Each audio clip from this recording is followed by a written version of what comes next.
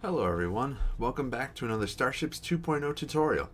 This video covers a big and very important topic, modifications. Modifications are what allow you to really separate one ship from another.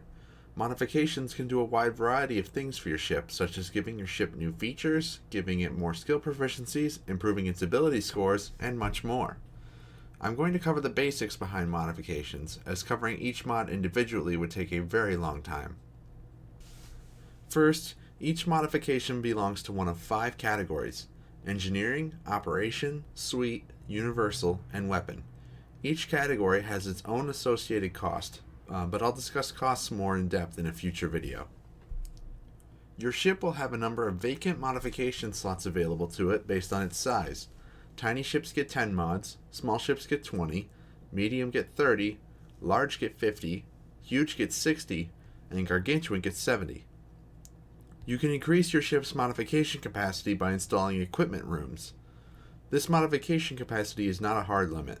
You can install modifications over your ship's capacity, but this increases the installation cost and the installation DC. Installing a modification takes time and also requires an intelligence mechanics kit check by the foremost mechanic doing the installation. The installation DC is determined by your ship's tier and the grade of the modification you're trying to install.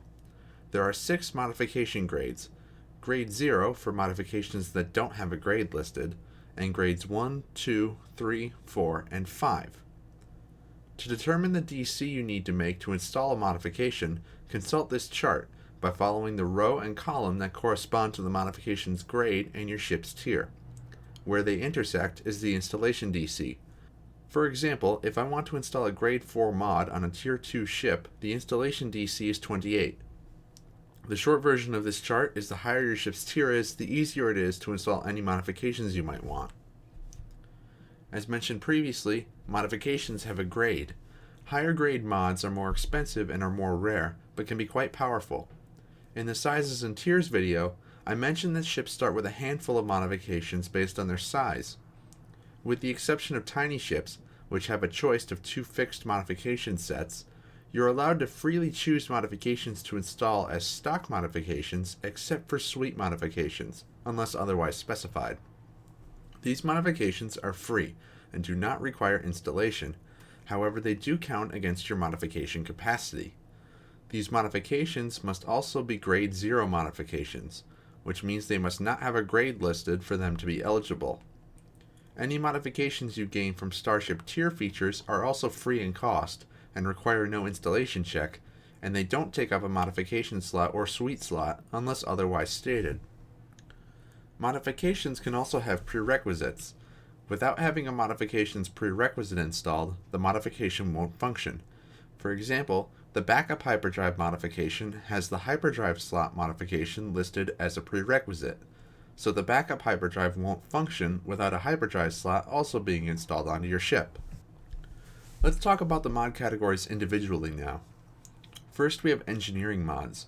These mods offer unique effects to a ship, and each engineering mod can be installed multiple times if desired. Next are operation mods. These mods, as their name implies, affect how a ship operates. Unlike engineering mods, you cannot have more than one of each operation mod installed. Next are suites. Suites add rooms and chambers that add functionality to the ship in the form of bays, stations, designated areas, and crew accommodations. Each suite mod can be installed no more than 10 times. Suites are also special in that they have their own maximum limit determined by your ship's size and constitution modifier. Suites take up a slot from this maximum suites pool as well as a modification slot. Unlike modification slots, you cannot install suites in excess of your ship's maximum suites number. Suites also have a suite capacity that varies by size. Suite mods will reference this chart a lot.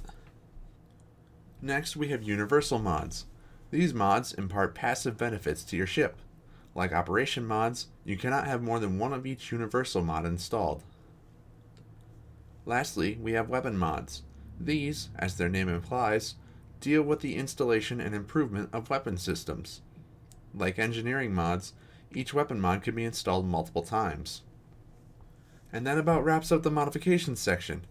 It's a bit of a long video, I admit, but there's lots of things that go into modifications, so understanding them is crucial. I hope you found this video helpful and informative, and I'll see you on the next one.